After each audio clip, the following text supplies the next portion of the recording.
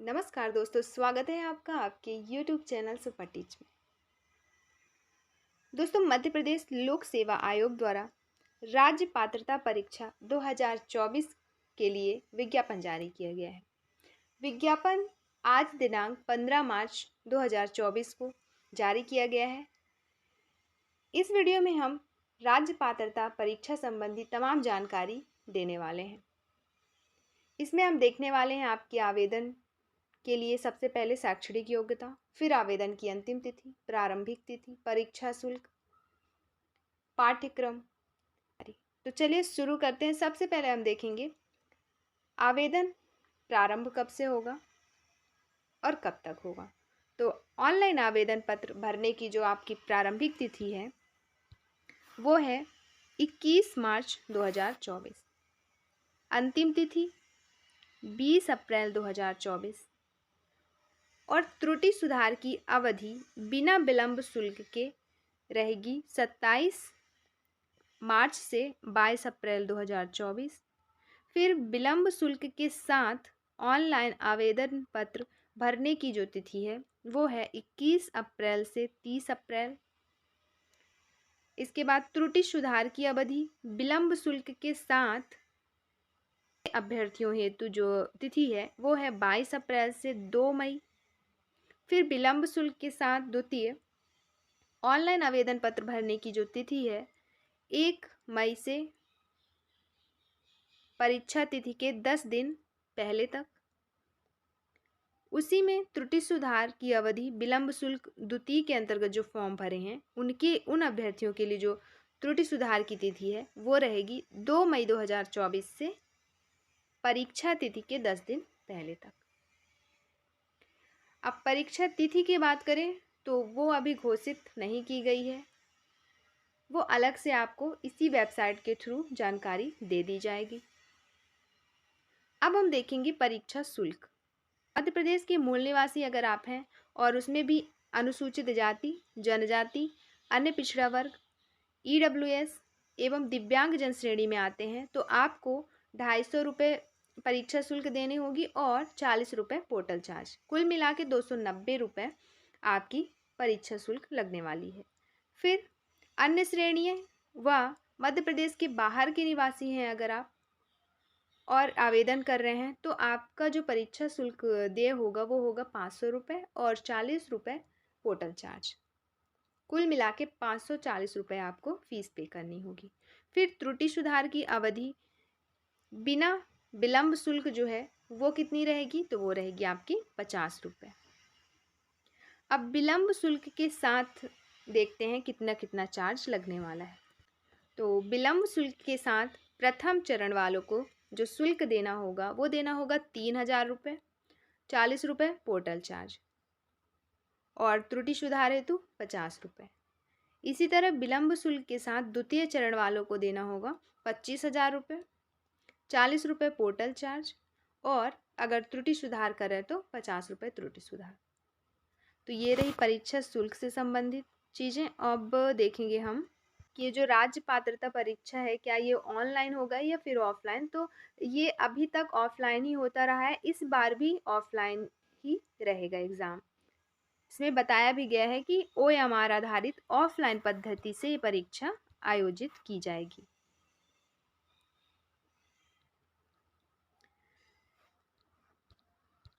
और राज्य पात्रता परीक्षा 2024 20 विषयों के लिए आयोजित की जाएगी। ये 20 विषय कौन कौन से हैं ये हम आगे देखेंगे। फिर इसमें प्रश्न पत्रों की संख्या 2 रहेगी। प्रथम प्रश्न पत्र सबके लिए अनिवार्य होगा, एक जैसा रहेगा और जो दूसरा प्रश्न पत्र होगा वो होगा आपका ऐच्छिक विषय से, मतलब जिस विषय से आपने आवेदन किया है उस विषय से संबंधित दूसरा पेपर होगा। यहाँ पे लिखा भी है कि प्रथम प्रश्न पत्र अनिवार्य सामान्य प्रश्न पत्र शिक्षण एवं शोध अभिवृत्ति और द्वितीय प्रश्न पत्र जो है चयनित विषय का होगा। फिर प्रश्न पत्र पाठ्यक्रमानुसार पूर्णतः वस्तुनिष्ठ प्रकार का होगा। ऑब्जेक्टिव टाइप क्वेश्चन होंगे जिसमें बहुविकल्पीय प्रश्न, सुमेलित टाइप, सत्य असत्य, कथन कारण प्रकार के प्रश्न होंगे। हमारा अगला पॉइंट है 5वां, विज्ञापन विश्वविद्यालय अनुदान आयोग और उच्च शिक्षा विभाग द्वारा जारी निर्देशों के अनुरूप जारी किया जा रहा है। 6वां पॉइंट है, विज्ञापन की समस्त शर्तें एवं नियम समस्त अभ्यर्थियों के लिए अनिवार्य है। जो भी आवेदन करेंगे, जितने भी अभ्यर्थी आवेदन करेंगे, सारे नियम सबके लिए समान रहेंगे। अगला पॉइंट है 7, राज्य पात्रता परीक्षा 2024 की परीक्षा प्रणाली में पुनर्मूल्यांकन या पुनर्गणना का कोई प्रावधान नहीं है। 8वां पॉइंट, राज्य पात्रता परीक्षा 2024 में परीक्षा परिणाम घोषणा के पश्चात किसी प्रकार की अनुपूरक सूची या प्रतीक्षा सूची तैयार करने का भी कोई प्रावधान नहीं है। 9वां पॉइंट है, एक बार सफलतापूर्वक ऑनलाइन आवेदन पत्र जमा हो जाने के बाद वापस नहीं लिया जा सकेगा। 10वां पॉइंट, राज्य पात्रता परीक्षा 2024 परिणाम प्रकाशित होने के बाद भी यदि कोई कंप्यूटर त्रुटि, लिपिकीय त्रुटि ध्यान में आती है तो राज्य पात्रता परीक्षा प्रकोष्ठ को परीक्षा परिणाम को संशोधन करने का अधिकार सुरक्षित रहेगा। अगला पॉइंट, राज्य पात्रता परीक्षा 2024 में यदि कोई आवेदक परीक्षा के किसी भी चरण में अथवा परीक्षा परिणाम घोषित होने के बाद भी अनर्ह पाया गया, उनके द्वारा आवेदन पत्र में दी गई कोई भी जानकारी असत्य या गलत है तो पात्रता प्रमाण पत्र नहीं दिया जाएगा। फिर राज्य पात्रता परीक्षा 2024 हेतु यात्रा व्यय की पात्रता किसी भी श्रेणी के अभ्यर्थियों को नहीं दी जाएगी। अगला पॉइंट है, आयोग की परीक्षा प्रणाली निष्पक्ष एवं पारदर्शी है। किसी भी व्यक्ति द्वारा इस प्रणाली को विफल कर किसी व्यक्ति को लाभ पहुंचाने की संभावना नहीं है। अतः किसी भी व्यक्ति द्वारा सीधे या किसी अन्य के माध्यम से लाभ पहुंचाने का दावा किया जाता है तो ऐसा व्यावहारिक रूप से असंभव है। अतः ऐसे व्यक्ति के बहकावे में न आए और वह व्यक्ति उस व्यक्ति की संपूर्ण जानकारी प्राप्त कर सूचना अविलंब मध्य प्रदेश लोक सेवा आयोग, रेसिडेंसी एरिया इंदौर, मध्य प्रदेश को दे ताकि ऐसे व्यक्तियों के विरुद्ध विधि सम्मत कार्रवाई की जा सके। सूचना देने वाले का नाम तथा पता गोपनीय रखा जाएगा। अब हम देखेंगे न्यूनतम शैक्षणिक योग्यता।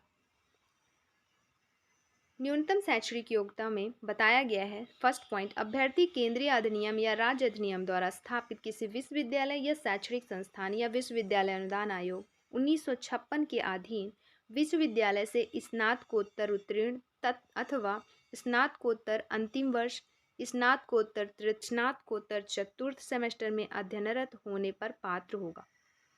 कहा गया है कि अगर आप पीजी कर रहे हैं तो आप क्वालिफाई हैं तो भी आवेदन कर सकते हैं, और आपने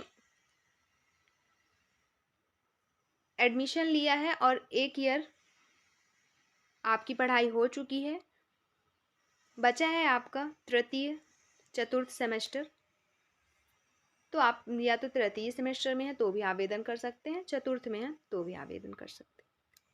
तो वही चीज़ इसमें बताया है फर्स्ट पॉइंट में।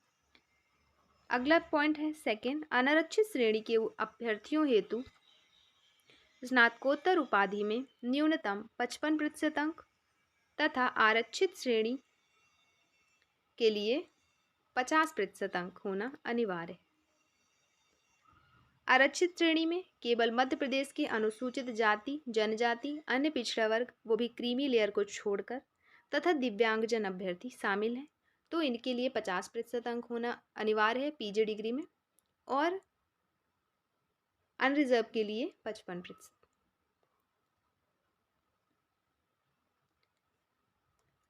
अगला पॉइंट है तीसरा, ईडब्ल्यूएस श्रेणी के अभ्यर्थियों को यूजीसी के निर्देशानुसार अनारक्षित श्रेणी के अभ्यर्थियों के समान ही स्नातकोत्तर उपाधि में न्यूनतम 55% अंक प्राप्त किए हों। यहाँ पे ईडब्ल्यूएस के लिए स्पेशली बताया है कि इनको जो है पीजी डिग्री में न्यूनतम 55% अंक से क्वालिफाई होना चाहिए। चौथा पॉइंट है, ऐसे अभ्यर्थी जो स्नातकोत्तर के अंतिम वर्ष, स्नातकोत्तर तृतीय स्नातकोत्तर चतुर्थ सेमेस्टर में अध्ययनरत हैं तथा जिनका स्नातकोत्तर अंतिम वर्ष का परीक्षा परिणाम घोषित नहीं हुआ है अथवा स्नातकोत्तर अंतिम वर्ष, स्नातकोत्तर तृतीय, स्नातकोत्तर चतुर्थ सेमेस्टर का परीक्षा परिणाम घोषित नहीं हुआ है अथवा स्नातकोत्तर अंतिम वर्ष, स्नातकोत्तर तृतीय, स्नातकोत्तर चतुर्थ सेमेस्टर का परिणाम प्रतीक्षारत है, वे सभी अभ्यर्थी प्राविधिक रूप से परीक्षा में सम्मिलित होने के लिए योग्य है। अगला पॉइंट है 5वां, उक्त अभ्यर्थियों के परीक्षा में पात्र होने पर भी अर्हता प्रमाण पत्र तभी मान्य होगा जब राज्य पात्रता परीक्षा परिणाम घोषित होने के 2 वर्ष में अनारक्षित श्रेणी के अभ्यर्थियों हेतु स्नातकोत्तर उपाधि में न्यूनतम 55% अंक तथा आरक्षित श्रेणी तथा दिव्यांग अभ्यर्थियों को न्यूनतम 50% अंक अर्जित हैं। अगला पॉइंट है 6वां, ऐसे पीएचडी उपाधि धारक अभ्यर्थी जिनकी स्नातकोत्तर की परीक्षा 19 सितंबर 1991 तक पूर्ण हो चुकी है, उन्हें शैक्षणिक अर्हता में 5% की छूट दी जाएगी। जैसे आपने पीएचडी कर रखा है सन 1991 से पहले, तो आपको आपकी जो शैक्षणिक योग्यता है, पीजी डिग्री है, जिसमें 55 अनारक्षित और 50 आरक्षित को लाना है, तो आपको उसमें छूट दी जाएगी 5% की। अनारक्षित के हैं तो 50% न्यूनतम होना चाहिए, आरक्षित के हैं तो 45% न्यूनतम होना चाहिए। फिर आगे है, ऐसे अभ्यर्थी पात्रता परीक्षा में सम्मिलित होने के पात्र होंगे जिनके पास भारत के किसी भी विश्वविद्यालय से या विदेश के किसी भी विश्वविद्यालय या संस्थान से स्नातकोत्तर, डिप्लोमा या प्रमाण पत्र प्राप्त हो, किंतु उन्हें एसोसिएशन ऑफ इंडियन यूनिवर्सिटी नई दिल्ली से यह प्रमाण पत्र प्राप्त प्रकोष्ठ को प्रदान करना होगा कि उन्हें प्राप्त डिग्री या डिप्लोमा भारतीय विश्वविद्यालय द्वारा प्रदत्त स्नातकोत्तर उपाधि के समकक्ष। इसमें ये कहा गया है कि आप भारत में किसी भी जगह से डिग्री या डिप्लोमा कर रखा है और इसमें आवेदन करना चाहते हैं तो आप आवेदन कर सकते हैं, लेकिन आपको एक प्रमाण पत्र लाना होगा जो उसमें लिखा होगा कि आपकी डिग्री और भारतीय विश्वविद्यालय द्वारा प्रदान की गई डिग्रियां एक समान है, समकक्ष हैं उसकी। और वो भी कहाँ से आपको ये प्रमाण पत्र इशू करवाना होगा? एसोसिएशन ऑफ इंडियन यूनिवर्सिटी नई दिल्ली से। इसके बाद आप आवेदन कर सकते हैं। दोस्तों अब हम देखेंगे परीक्षा से संबंधित चीज़ें। आपका जैसे 2 प्रश्न पत्र होंगे। प्रथम प्रश्न पत्र कितने प्रश्नों का होगा, कितने अंक दिए जाएंगे। द्वितीय कितने प्रश्नों का होगा, कितने अंक मिलेंगे। फिर कितना समय दिया जाएगा, वो सारी चीज़ें अब हम देखने वाले हैं। तो सबसे पहले तो राज्य पात्रता परीक्षा 2024 आपका ऑफलाइन पद्धति से होगा, जैसा हमेशा होता है वैसा इस बार भी होगा। फिर इसमें 2 प्रश्न पत्र होंगे। दोनों ही प्रश्न पत्र पाठ्यक्रमानुसार पूर्णतया वस्तुनिष्ठ होंगे। 2 प्रश्न पत्र होंगे, दोनों ही वस्तुनिष्ठ टाइप के प्रश्न पत्र होंगे। आगे दिया यह बहुविकल्पीय प्रश्न होंगे जिसमें सुमेलित टाइप, सत्यासत्य, कथन कारण प्रकार के होंगे। दोनों प्रश्न पत्रों के मध्य कोई अंतराल नहीं होगा। आपको बीच में जो गैप दिया जाता है रेस्ट के लिए, वो इसमें नहीं दिया जाएगा। तो टोटल आपका ये 3 घंटे का होगा। प्रथम प्रश्न पत्र जो है उसमें सामान्य प्रश्न पत्र शिक्षण एवं शोध अभिवृत्ति जनरल पेपर का होगा, जिसमें प्रश्नों की जो संख्या होगी वो 50 होगी। नंबर दिए जाएंगे आपको 100। एक प्रश्न पर 2 अंक मिलेंगे। फिर दूसरा पेपर जो है चयनित ऐच्छिक विषय का, जो आपका विषय होगा, जिस विषय से आप आवेदन करेंगे, जिससे आपने पीजी कर रखी है, तो उसके जो प्रश्नों की संख्या होगी वो होगी 100 और अंक मिलेंगे 200। वही एक प्रश्न पर 2 अंक, प्रति 1 प्रश्न पर 2 अंक। तो कुल मिला के जो प्रश्नों की संख्या हो जाएगी आपकी 150 और अंक हो जाएंगे 300। समय दिया जाएगा 3 घंटे अर्थात 180 मिनट। आगे बताया है कि 20 विषयों में ये 2024 राज्य पात्रता परीक्षा आयोजित की जा रही है। तो इन 20 विषयों में अगर आप आवेदन कर रहे हैं, तो अगर आप चाहें कि एक से ज़्यादा विषयों में कर लें तो ऐसा नहीं होगा, आप एक विषय से ही आवेदन कर सकते हैं। आगे ये बताया गया है कि अगर आपने वर्षों में अगर आपने ये यूजीसी नेट, सीएसआईआर नेट अगर आपने क्वालिफाई कर लिया है, तो उसी विषय से आप इस बार आवेदन ना करें। अन्य विषय से आप कर सकते हैं, लेकिन जिस विषय से आपने क्वालिफाई कर लिया है, आपके पास प्रमाण पत्र है ऑलरेडी, तो आप उसी विषय से आवेदन ना करें। अगर आप फिर भी करते हैं तो आपके ऊपर दंडात्मक कार्रवाई की जाएगी। आपने अगला पॉइंट में बताया है कि अगर आपने राज्य पात्रता परीक्षा 2024 में आवेदन किया, प्रवेश पत्र जारी हो गए और आपने परीक्षा उत्तीर्ण भी कर ली, इसका ये मतलब नहीं होगा कि आप योग्य माने गए। आपका डॉक्यूमेंट से रिलेटेड कभी भी कोई भी जानकारी अगर गलत पाई जाती है तो योग्य होने के बाद भी आपको अयोग्य कर दिया जाएगा, प्रमाण पत्र से आपको वंचित कर दिया जाएगा। अगला पॉइंट, राज्य पात्रता परीक्षा 2024 में chemical science, life science, mathematical science, physical science विषय के परीक्षा प्रारूप भी यूजीसी नेट परीक्षा प्रारूप के अनुसार रहेगा। CSIR के निर्देशानुसार मैथमेटिकल साइंस के पाठ्यक्रम में 4 इकाई हैं जो गणित एवं सांख्यिकी के अभ्यर्थियों के लिए इकाई अनुसार विभाजित है। इकाई प्रथम गणित और सांख्यिकी के अभ्यर्थियों के लिए अनिवार्य है और इकाई द्वितीय व तृतीय गणित विषय तथा इकाई चतुर्थ सांख्यिकी के अभ्यर्थियों के लिए रहेगी। अगला पॉइंट है, प्रश्न पत्र हल करते समय दिव्यांगजन के सहलेखक की योग्यता जो है वो स्नातक या उससे कम होनी चाहिए। सहलेखक लेने की स्थिति में 60 मिनट की जो अतिरिक्त समय दी जाती है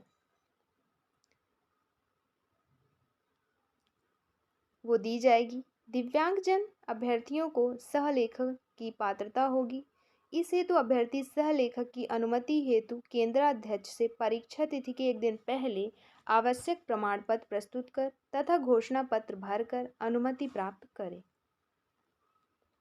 अब हम देखेंगे अंक से रिलेटेड चीज़ें क्या बताई गई है।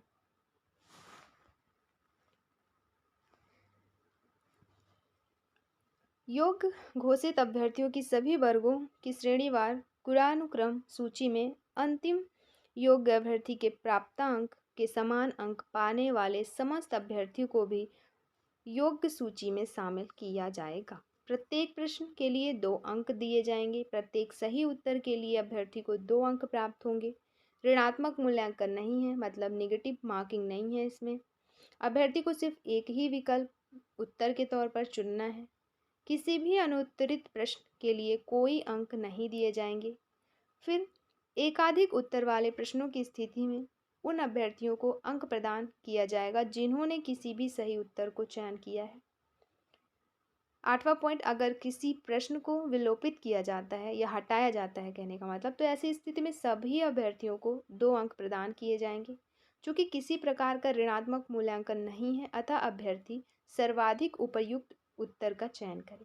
कहना चाह रहे हैं कि इसमें नेगेटिव मार्किंग तो है नहीं। आपसे आ रहा है बहुत अच्छी बात है, नहीं आ रहा है तो भी आप कोशिश करके ज़्यादा से ज़्यादा हो सके प्रश्नों का उत्तर देने की कोशिश दें। प्रश्न आयोग द्वारा हटाया जाता है तो उसके आपको 2 नंबर दिए जाएंगे। एक प्रश्न हटाया जा रहा है तो 2 नंबर, ऐसे ही 2 प्रश्न हटाए जा रहे हैं तो 4 नंबर। आगे अब हम देखेंगे परीक्षा का माध्यम क्या रहने वाला है। तो हम परीक्षा का जो माध्यम रहेगा वो हिंदी और अंग्रेजी दोनों माध्यम में रहेगा। भाषा विषय का जो प्रश्न पत्र संबंधित भाषा में रहेगा। प्रश्न पत्र में संरचना व अनुवाद की विसंगति की स्थिति में हिंदी में लिखे प्रश्न पत्र को वरीयता दी जाएगी। ये यहाँ पे थोड़ा सा अलग है, क्योंकि बाकियों एग्ज़ाम में क्या होता है कि इंग्लिश में लिखे प्रश्न पत्र को वरीयता दी जाती है। सेट के एग्ज़ाम में हिंदी में लिखे प्रश्न पत्र को वरीयता दी जाएगी। अब हम देखेंगे राज्य पात्रता परीक्षा 2024 के 20 विषय और उनके स्नातकोत्तर उपाधि और मुख्य विषय और सह विषयों की सूची लेते हैं। रसायन विज्ञान। रसायन विज्ञान के जो विषय हैं वो हैं रसायन शास्त्र, कार्बनिक रसायन शास्त्र, भौतिक रसायन शास्त्र, व्यावहारिक रसायन शास्त्र, पर्यावरण रसायन शास्त्र, फार्मास्यूटिकल रसायन शास्त्र, अकार्बनिक रसायन शास्त्र, औद्योगिक रसायन शास्त्र, विश्लेषणात्मक रसायन शास्त्र। तो ये रहे अपने रसायन विज्ञान के विषय। फिर वाणिज्य से, वाणिज्य विषय अर्थशास्त्र के अर्थशास्त्र, MBE व्यावहारिक अर्थशास्त्र और MBA व्यावहारिक अर्थशास्त्र। अंग्रेजी विषय के सब विषय अंग्रेजी। भूगोल से भूगोल, हिंदी के हिंदी और भाषा विज्ञान। इतिहास से इतिहास में आधुनिक इतिहास, मध्यकालीन इतिहास, प्राचीन इतिहास। फिर गृह विज्ञान से गृह विज्ञान। लॉ से लॉ। फिर पुस्तकालय एवं सूचना विज्ञान से पुस्तकालय विज्ञान और पुस्तकालय एवं सूचना विज्ञान। दूसरा जीव विज्ञान से, जीव विज्ञान के जो सब्जेक्ट हैं वनस्पति शास्त्र, प्राणी शास्त्र, बायोकेमिस्ट्री, माइक्रोबायोलॉजी, जैव प्रौद्योगिकी, जीव विज्ञान, पर्यावरण विज्ञान, बायो इन्फॉर्मेटिक्स साइंस, मत्स्य विज्ञान, सरोवर विज्ञान, कीट विज्ञान, अनुवांशिकी, अनुवांशिकी यांत्रिकी, जीव विज्ञान, औद्योगिक सूक्ष्म जीव विज्ञान और बीज तकनीकी। मैथमेटिकल से गणित, संगणन गणित, व्यावहारिक गणित, औद्योगिक गणित, गणितीय विज्ञान और सांख्यिकी। दर्शन शास्त्र से दर्शन शास्त्र। शारीरिक शिक्षा से शारीरिक शिक्षा। फिर भौतिक विज्ञान में है भौतिक, व्यावहारिक भौतिकी, पदार्थ विज्ञान और इलेक्ट्रॉनिक्स। राजनीतिक विज्ञान के सब्जेक्ट है राजनीतिक विज्ञान, लोक प्रशासन और अंतर्राष्ट्रीय संबंध। फिर मनोविज्ञान से है मनोविज्ञान, चिकित्सीय मनोविज्ञान और व्यावहारिक मनोविज्ञान। संस्कृत में आपका संस्कृति विषय। समाजशास्त्र से समाजशास्त्र, मानव शास्त्र और सामाजिक कार्य। फिर योगा से योगा। मान्य स्नातकोत्तर उपाधि की सूची नीचे दी गई है। Master of commerce, master of library science, master of literature, master of science, master of statistics, master of art, master of physical education, master of physical education and sports science. फिर integrated BSMS, master of law.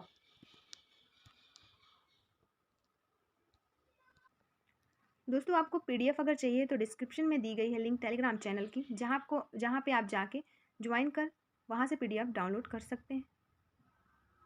तो अभी हमने देखा 20 विषय और उनके सब विषय, किस किस विषयों से आप आवेदन कर सकते हैं। जो भी विषय आपने PG, जिन विषयों से आपने PG की है उससे आवेदन कर सकते हैं। अब हम देखेंगे आरक्षण के संबंध में निर्देश। आरक्षण संबंधी क्या निर्देश दिए गए हैं। UGC के निर्देशानुसार आरक्षण मध्य प्रदेश शासन द्वारा मान्य अनुसूचित जाति, जनजाति एवं अन्य पिछड़ा वर्ग के लिए आरक्षण अधिनियम 1994 के उपबंधों तथा आर्थिक रूप से कमजोर मध्य प्रदेश शासन के आदेशानुसार होगी। फर्स्ट पॉइंट दिया है, समस्त आरक्षण मध्य प्रदेश राज्य के संदर्भ में है। जो भी आरक्षण दिए जाते हैं वो सिर्फ मध्य प्रदेश के स्थानीय निवासियों को दी जाएगी। अदर स्टेट वाले जैसे फॉर्म भरते हैं तो उनको किसी भी तरह के आरक्षण का लाभ नहीं दिया जाएगा। अतः अनुसूचित जाति, जनजाति, पिछड़ा वर्ग, महिला वर्ग, EWS व दिव्यांगजन आवेदकों को देय छूट केवल मध्य प्रदेश के मूल निवासियों को ही देय होगी, ऐसा लिखा है। अन्य प्रदेशों की उक्त श्रेणी के आवेदक अनारक्षित श्रेणी में मान्य होंगे। अदर स्टेट के अभ्यर्थी अगर फॉर्म भरते हैं तो उनको अनारक्षित श्रेणी का ही माना जाएगा, चाहे भले ही वो ST SC OBC से हों, दिव्यांगजन हों या फिर EWS हों। अगला पॉइंट है, अन्य पिछड़ा वर्ग के नॉन क्रीमी लेयर के अभ्यर्थियों को आरक्षण तथा अन्य लाभ देय होंगे। मध्य प्रदेश के ऐसे पिछड़ा वर्ग के निवासी जो क्रीमी लेयर में आते हैं, आवेदन पत्र में अन्य पिछड़ा वर्ग भरने पर भी अनारक्षित वर्ग के समान ही मान्य किए जाएंगे, अतः इन्हें आरक्षण का लाभ नहीं दिया जाएगा। यहाँ पे बताया गया कि अन्य पिछड़ा वर्ग के जो नॉन क्रीमी लेयर के अभ्यर्थी हैं उनको आरक्षण देय होगा। अगर आप नॉन क्रीमी लेयर हैं और क्रीमी लेयर में आवेदन कर रहे हैं तो भी आपको लाभ नहीं दिया जाएगा, क्योंकि सिर्फ यहाँ पे जो लाभ है नॉन क्रीमी लेयर वालों को दिया जाएगा, क्रीमी लेयर वालों को नहीं, आरक्षण का लाभ नहीं मिलेगा। फिर मध्य प्रदेश के बाहरी राज्यों के अनुसूचित जाति, जनजाति, पिछड़ा वर्ग को महिला आवेदक, दिव्यांगजन उम्मीदवार अपना वर्ग ऑनलाइन आवेदन पत्र में अनारक्षित लिखेंगे। तो अदर स्टेट से आप अभ्यर्थी हैं तो आपको अपना जो वर्ग होगा वो अनारक्षित वर्ग में आपको अपना वर्ग सिलेक्ट करना है, ना कि ST SC OBC या दिव्यांगजन या EWS। फिर आगे है, मध्य प्रदेश के दिव्यांगजन अभ्यर्थी को केवल जिला चिकित्सा अधिकारी द्वारा जारी न्यूनतम 40% अथवा अधिक के स्थायी दिव्यांगता प्रमाण पत्र के आधार पर ही आरक्षण दिया जाएगा। तो दिव्यांगता के बारे में कहा गया है कि अगर आप मिनिमम 40% आप दिव्यांग हैं और उससे ऊपर हैं तो ही आपको दिव्यांगता के आधार पर आरक्षण दिया जाएगा, वो भी जिला चिकित्सा अधिकारी द्वारा जारी किया गया है आपका दिव्यांगता प्रमाण पत्र। तब 6वां पॉइंट है, अभ्यर्थी ध्यान रखें कि दिव्यांगता मध्य प्रदेश राजपत्र क्रमांक 597 भोपाल दिनांक 21 नवंबर 2022 में सामाजिक न्याय एवं निःशक्त कल्याण विभाग मंत्रालय वल्लभ भवन भोपाल द्वारा उच्च शिक्षा विभाग के राजपत्र के अनुसार आरक्षण के लाभार्थी रहेंगे। अगला पॉइंट, EWS व अनारक्षित वर्ग की महिला आवेदकों को शुल्क, न्यूनतम शैक्षणिक योग्यता एवं न्यूनतम उत्तीर्ण अंक में कोई छूट देय नहीं होगी। EWS और अनारक्षित वर्ग की अगर आप महिला हैं तो आपको किसी भी तरह का आरक्षण नहीं दिया गया है। केवल महिला आवेदकों को चयन हेतु दिया जाने वाला हॉरिजेंटल आरक्षण देय होगा। केवल महिला आप आवेदक हैं तो आपको जो हॉरिजेंटल आरक्षण दिया जाता है वो बस देय होगा। इसके अलावा ना तो शुल्क में कोई छूट दी जाएगी, ना शैक्षणिक योग्यता में, ना न्यूनतम अंक में, न्यूनतम उत्तीर्ण अंक में। अब हम देखेंगे परीक्षा परिणाम की घोषणा कैसे की जाएगी। वर्तमान में अन्य पिछड़ा वर्ग हेतु आरक्षण का प्रकरण माननीय न्यायालय में विचाराधीन होने के कारण विषयवार कुल स्लॉट के 87% का परिणाम घोषित किया जाएगा। शेष 13% स्लॉट का माननीय न्यायालय के निर्णय के पश्चात घोषित किया जाएगा। जैसा कि अदर रिजल्ट में भी ऐसा ही किया गया है कि 87% पे रिजल्ट जारी किया गया है और 13% को अभी होल्ड पे रखा गया है। तो वही चीज़ यहाँ पे भी बताया है। आगे दिया है, विश्वविद्यालय अनुदान आयोग नई दिल्ली के नवीन निर्देशानुसार परीक्षा में सम्मिलित हुए अभ्यर्थियों की संख्या के 6% को योग्य के रूप में निर्धारित किया जाएगा। प्रथम चरण में सर्वप्रथम परीक्षा में सम्मिलित हुए अभ्यर्थियों की संख्या के 6% को अर्ह संख्या के रूप में निर्धारित की जाएगी। दूसरा पॉइंट है, द्वितीय चरण में प्रथम चरण के 6% के प्राप्त कुल अर्ह संख्या को मध्य प्रदेश शासन की आरक्षण नीति अनुसार विभिन्न श्रेणियों के लिए निर्धारित आरक्षण प्रतिशत अनुसार अर्ह संख्या आवंटित कर परीक्षा में सम्मिलित अनारक्षित श्रेणी एवं आरक्षित श्रेणी के अभ्यर्थियों की निम्न न्यूनतम अर्हता का प्रतिशत श्रेणियों हेतु आरक्षित किया जाएगा। महिला प्रवर्ग में हॉरिजेंटली 35% एवं दिव्यांगजन के प्रवर्ग में हॉरिजेंटली 6% आरक्षण होगा। अनारक्षित श्रेणी दोनों प्रश्न पत्रों में अर्जित प्राप्तांक मिलाकर न्यूनतम अर्हता का प्रतिशत जो रहेगा वो रहेगा 40% अनरिजर्व के लिए, और आरक्षित श्रेणी में जैसे ST SC OBC एवं दिव्यांगजन है तो 35%। अब हम देखेंगे उन शहरों की सूची तथा कोड जहां परीक्षा आयोजित की जानी है। वो शहर हैं इंदौर, भोपाल, ग्वालियर, जबलपुर, रीवा, सतना, सागर, उज्जैन, नर्मदापुरम, शहडोल, खरगोन और रतलाम। किसी भी विषय में संभागीय परीक्षा केंद्रों पर अभ्यर्थियों की संख्या 100 से कम है तथा जिला स्तर पर परीक्षा केंद्र पर अभ्यर्थियों की संख्या 150 से कम है तो ऐसी स्थिति में इस विषय की परीक्षा अन्य शहर के केंद्र पर कराई जाएगी। दोस्तों, राज्य पात्रता परीक्षा 2024 से संबंधित ये रही सारी इन्फॉर्मेशन। अब इसके सिलेबस के बारे में संपूर्ण जानकारी वो हम देखेंगे नेक्स्ट वीडियो में। ऐसी ही तमाम जानकारी के लिए हमारे यूट्यूब चैनल सुपर टीच को देखते रहें। पसंद आई हो वीडियो तो लाइक शेयर और कमेंट जरूर करें। वीडियो देखने के लिए आपका बहुत बहुत शुक्रिया।